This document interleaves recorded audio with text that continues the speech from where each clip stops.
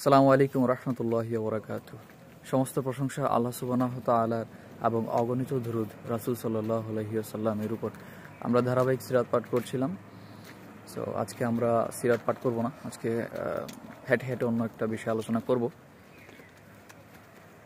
রাসূলুল্লাহ সাল্লাল্লাহু আলাইহি ওয়াসাল্লামকে একবার জিজ্ঞাসা করা হলো, ইয়া রাসূলুল্লাহ, আপনার তো জীবনের আগের পরের সব গুনাহ খাতা আল্লাহ সুবহানাহু ওয়া তাআলা মাফ করে দিয়েছেন, তাহলে আপনি এত ইবাদত বন্দেগী করেন, এত সালাত আদায় করেন, আপনার পা ফুলে যায়, পা মোবারক ফুলে যায় সালাত আদায় করতে করতে, মানে এটা কেন করেন?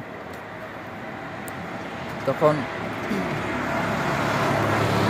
রাসূলুল্লাহ সাল্লাল্লাহু আলাইহি ওয়াসাল্লাম তখন বললেন যে, আমি কি আল্লাহর ওই সকল বান্দাদের মতো হব না যারা শুকরিয়া গুজারকারী, বা আমি কি আল্লাহর শুকরিয়া গুজারকারী বান্দাদের অন্তর্ভুক্ত হব না? এ থেকে রাসূলুল্লাহ সাল্লাল্লাহু আলাইহি ওয়াসাল্লাম বুঝিয়েছেন যে শুকরিয়া আদায় করা উচিত আমাদের, তাই না? আল্লাহ সুবহানাহু ওয়া তাআলা আমাদেরকে যে অবস্থানেই রাখছেন, আমাদের উচিত ওই অবস্থানের জন্য আল্লাহর কাছে শুকরিয়া আদায় করা। আপনি দেখেন, আপনি যে অবস্থানেই থাকেন না কেন, আপনার চেয়ে নিচে কিন্তু মানুষ আছে, আপনার চেয়ে খারাপ অবস্থানে মানুষ আছে, ঠিক আছে? সো এই জন্যে আমরা যে অবস্থানেই থাকি আমাদের শুকরিয়া আদায় করা উচিত। কিন্তু আমরা শুকরিয়া আদায় করতে পারি না আমাদের নানা ধরনের জটিলতার কারণে। কী জটিলতা? আমাদের নফসের দাসত্বের কারণে, এবং আমরা আমাদের চাহিদার কারণে। আমাদের চাহিদা একজন মুমিন হিসেবে যেমন থাকা উচিত ছিল সেরকম না। যেমন আমাদের চাহিদা কম থাকা উচিত ছিল, দুনিয়াবি চাহিদা, দুনিয়া নিয়ে এত ব্যস্ত থাকার কথা ছিল না, দুনিয়াবি চাহিদা কম থাকার কথা ছিল, আখিরাতের চাহিদা বেশি থাকার কথা ছিল। কিন্তু আমাদের দুনিয়ার চাহিদাই অনেক বেশি, দুনিয়ার চাহিদাই ফরায় না, ঠিক আছে? আখিরাতের চাহিদা কখন থাকবে?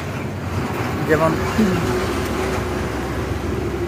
আমরা তো এখন মডার্ন মুসলিম কেন বললাম? যে আপনি দেখবেন যে ইনস্টাগ্রামে বা ফেসবুকে অনেক রিলস পাওয়া যায়, যে রিলসগুলো দেখাবে যে কোনো একজন হয়তো খুব আলিশান বাড়িতে আছে, ঠিক আছে? আলিশান বাড়িতে সে আসতেছে কাজ থেকে এসে সে ফ্রি হচ্ছে, ফ্রেশ হওয়ার পরে সে হয়তো জিকির আজগার করছে, ঠিক আছে? ল্যাম্বরগিনি থেকে নামলো, নেমে ঘরে প্রবেশ করলো, ঘরে প্রবেশের দোয়া পড়লো, তারপরে হচ্ছে ওয়াশরুমে গেলো, ওয়াশরুমের দোয়া পড়লো, ওয়াশরুম থেকে বের হলো, তারপরে কি করলো, নিজের খাবার নিজে তৈরি করলো, তারপরে সেই খাবারটা সে তার সুইমিং পুলের সামনে বসে দোয়া করে করে মানে খেলো, ঠিক আছে? এবং হচ্ছে তার আলিশান বক্স খাটে সে শুয়ে পড়লো, ঘুমানোর দোয়া পরে শুয়ে পড়লো। এই যে আলটিমেট এইগুলার মানে কি? এগুলার মানে হচ্ছে আমাদেরকে অভ্যস্ত করা হচ্ছে এইসব জিনিসে, যে খুব মানে চাহিদা বড় থাকতে হবে, বড় বড় গাড়ি থাকতে হবে, বাড়ি থাকতে হবে, ঠিক আছে? এটা জীবনের একটা অংশ। এটা কিন্তু দেখেন খুব কমন একটা কথা, যে আজকাল সবাই বলে যে আজকাল এই মানে 20-30 হাজার টাকা দিয়ে কিছু হয় না, এখন 1.5-2 লাখ 3 লাখ টাকা না ইনকাম করলে ভালো মতো মানে খাওয়াও যায় না। কি যে খাবেন এত টাকা দিয়ে আল্লাহ মালিক ভালো জানেন, ঠিক আছে?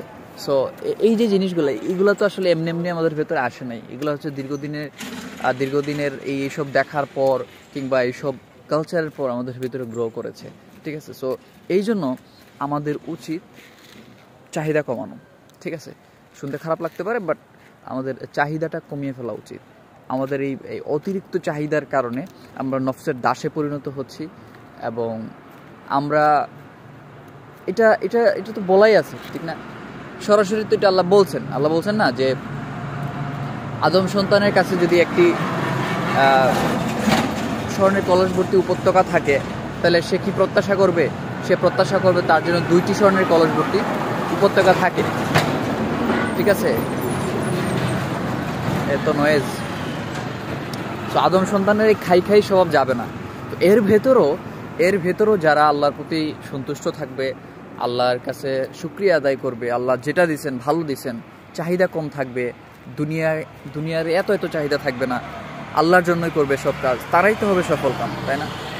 সো এই জন্য আমাদের উচিত আমাদের চাহিদা কমিয়ে ফেলা। আমরা যখনই আমাদের চাহিদাটা কমিয়ে ফেলবো, তখন দেখবো যে আমরা আল্লাহর শুকরিয়া আদায় করতে পারছি।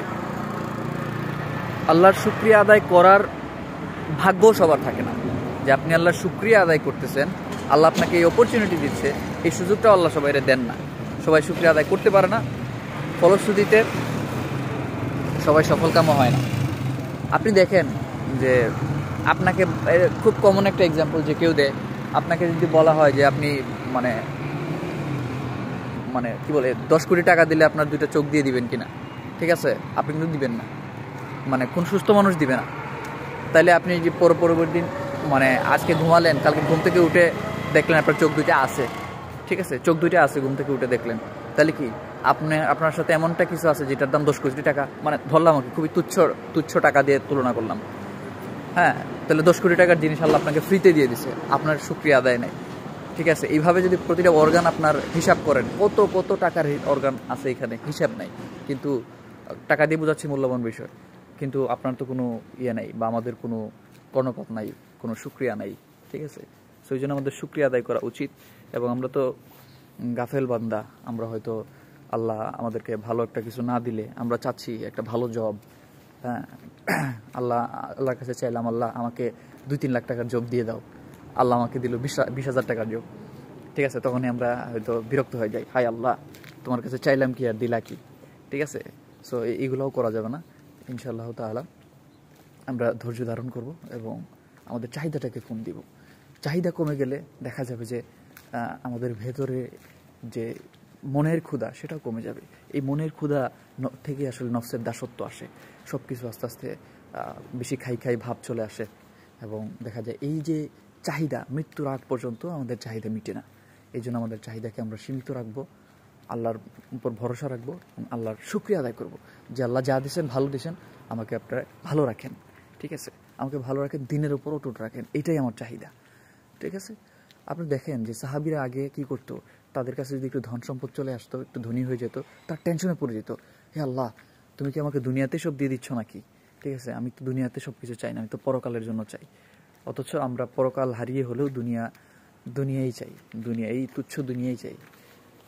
দুনিয়া, রাসূল সাল্লাল্লাহু আলাইহি ওয়াসাল্লাম কি বলছেন যে মানে সমুদ্রে যদি কেউ আঙ্গুল ডুবায় তারপর যদি তুলে, আঙ্গুলে যেটুকু পানি লেগে থাকে এটা দুনিয়ার জীবন, আর সমুদ্রের অবশিষ্ট পানি হচ্ছে আখিরাতের জীবন। তো আমরা পরকালীন জীবনের নিয়ে টেনশন করি না, কিন্তু আমাদের দুনিয়ার জীবন লাগবে, দুনিয়ার জীবনে আমরা ভালো করতে হবে, এই টেনশন আমাদের আছে, ঠিক আছে। সো ইনশাআল্লাহ তাআলা আমরা চেষ্টা করব দুনিয়ার জীবন নিয়ে আমরা ব্যস্ত না হওয়ার জন্য, আল্লাহ শুকরিয়া আদায় করার জন্য। প্রতি মুহূর্তে আমরা বলবো আলহামদুলিল্লাহ, আমাদের সাথে যেটাই হয় আমাদের ভালোর জন্যই হয়।